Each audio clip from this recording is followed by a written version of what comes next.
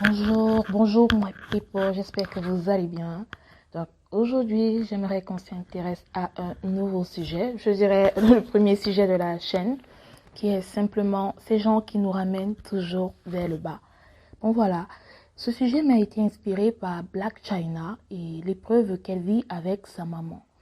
Vous savez, depuis un moment, vous avez certainement vu sur la toile une Black China qui redore son image, qui essaye d'être une meilleure maman pour ses enfants, qui apparemment est devenue évangélique, qui a donné sa vie à Christ, qui s'est fait baptiser, qui dit que voilà, elle est sur le chemin de la rédemption, qui a retiré ses fileuses et tous ses implants mammaires, fessiers, tout ce qui va avec.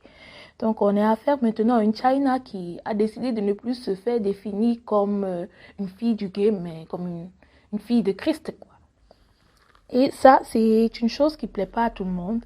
J'ai vu une vidéo où on dit que Khloé Kardashian prétendrait que Black China, voilà, elle est en train de nous mettre dans un faux game là. Et puis, il y a hormis Chloé, il y a quelques haters également qui ne sont pas en accord avec le fait que China veuille vraiment se démarquer et changer de vie. Mais là, ça ne s'arrête pas.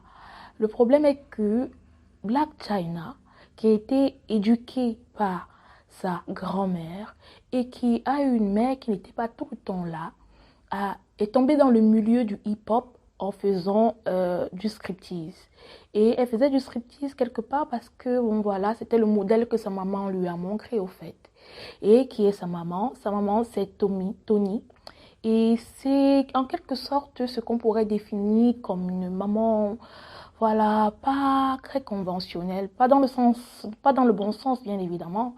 Elle n'est pas très conventionnelle dans la mesure où, bon voilà, on connaît les backlash qu'elle a eu avec China, quand elle disait que China lui interdisait de voir les enfants, quand elle disait un tas de choses par rapport à China et tout ce qui va avec.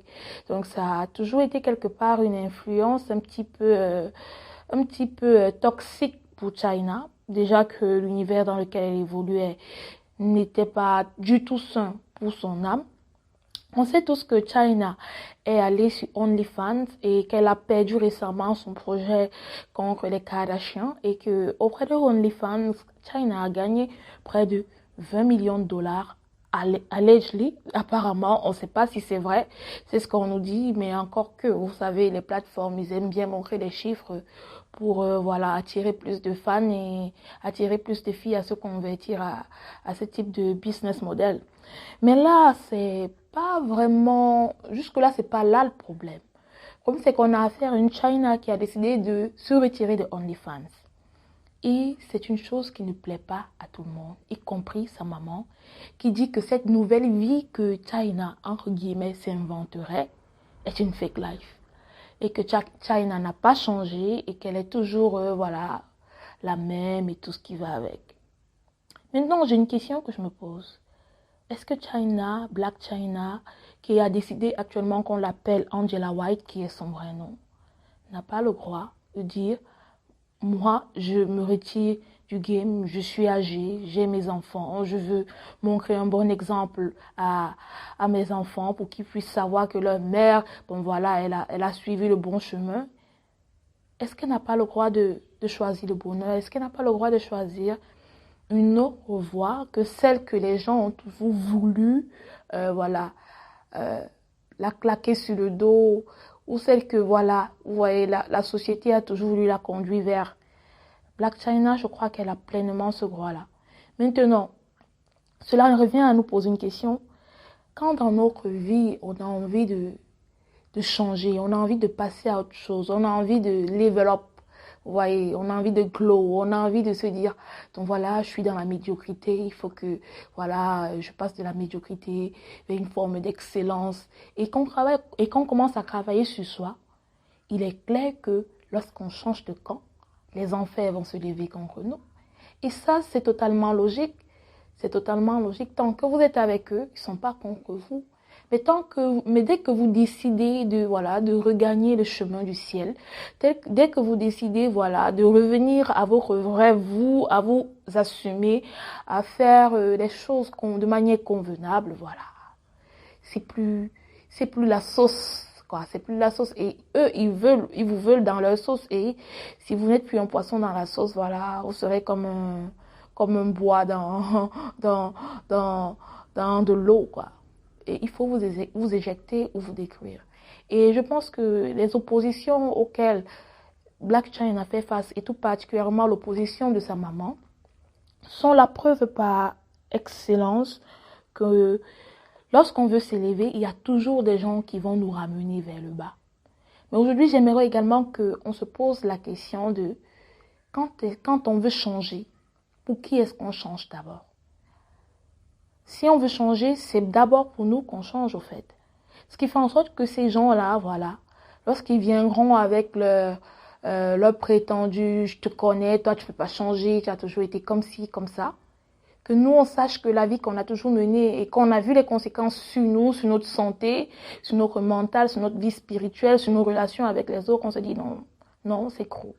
On veut passer à autre chose, on veut se sentir mieux. Voilà, on a le choix. On a le choix de faire autrement. On a le choix d'avoir la liberté de dire non à cette vie-là. Et peu importe ce que les autres vont dire, c'est le choix que nous faisons pour nous. C'est pourquoi une des solutions vraiment, c'est que par rapport à ces gens qui veulent toujours nous ramener vers le bas, quand on veut faire face à eux, qu'on se dise, je fais ce choix d'abord pour moi. Je fais ce choix d'abord pour qui je suis. Maintenant, si on est maman, si on est papa, on se dit également, ce choix c'est pour mes enfants, pour qu'ils se disent que, bon voilà, j'ai choisi le bon chemin, pour que je puisse être pour eux quelque part leur héros, leur modèle, tu voyais un peu. Et pour que mes enfants ne prennent pas la route un jour de OnlyFans pour aller montrer, je sais pas, leur corps et s'avilir, voilà, auprès de certaines plateformes pour le beau regard de certaines personnes, vous voyez. C'est tellement pas du tout appréciable, au fait. Donc, que Blac Chyna décide, ou que nous décidions, voilà, de level up dans notre vie et que des gens décident de nous ramener vers le bas, il est important pour nous de rester focalisés sur les raisons pour lesquelles on a décidé de revenir vers le bon chemin. Et parmi ces raisons-là, si ce sont nos enfants, tenons-nous-y, voilà, tenons-nous-y et avançons. D'autres raisons également, pour ceux qui croient en Christ, parce que moi j'y crois, pour ceux qui ont cette vie spirituelle animée en eux et qui se disent que bon voilà, ils voudraient être la lumière du monde comme Christ a été la lumière du monde. Voilà, c'est simplement ça, ça vous motive à suivre celui qui est le chemin, la vérité et la vie, c'est tout, hein. Vous n'avez pas à vous justifier de ça auprès de qui que ce soit. Même si quelqu'un va vous dire non, tu as donné ta vie à Jésus parce que tu es déjà vieille, tu dis que tu n'as plus assez, certainement tu n'as plus assez voilà, d'ancrer dans le game, comme on entend certains arguments auprès de Chyna, c'est totalement faux. C'est totalement faux. C'est totalement faux. Donc, dites-vous que vos choix sont vos choix. Et je vous ai donné, par exemple, 3 situations qui peuvent faire en sorte que vous restiez au-dessus de ces personnes qui veulent vous ramener vers le bas. Et je réitère, la première, c'est vous. La seconde, ça peut être vos enfants. Et la troisième, c'est peut-être votre vie spirituelle. Et je ne vous demande pas de forcément prendre la classification des raisons que j'ai faites de la même manière, mais vous pouvez également soit mettre une vers le haut en fonction de ce que vous jugez prioritaire pour vous. Mais sachez une chose, nul ne doit vous ramener à la case de départ. La vie est un système de mouvement. Soyez en mouvement, embrassez qui vous êtes. Rejoignez le club de la santé, le club du bonheur, le club de vous assumer pleinement et n'acceptez plus d'être défini par le regard de certaines personnes. Mais simplement parce que Dieu dit que vous êtes, soyez-le au fait. Soyez-le simplement. Et s'il y a des haters et des gens qui veulent vous mettre plus bas, qui veulent vous amocher, sachez que peu importe leurs paroles, voilà, la lumière, le jour finira toujours par se lever. Alors, merci d'avoir écouté ce podcast de Lily. On se retrouve dans une prochaine édition. À très bientôt.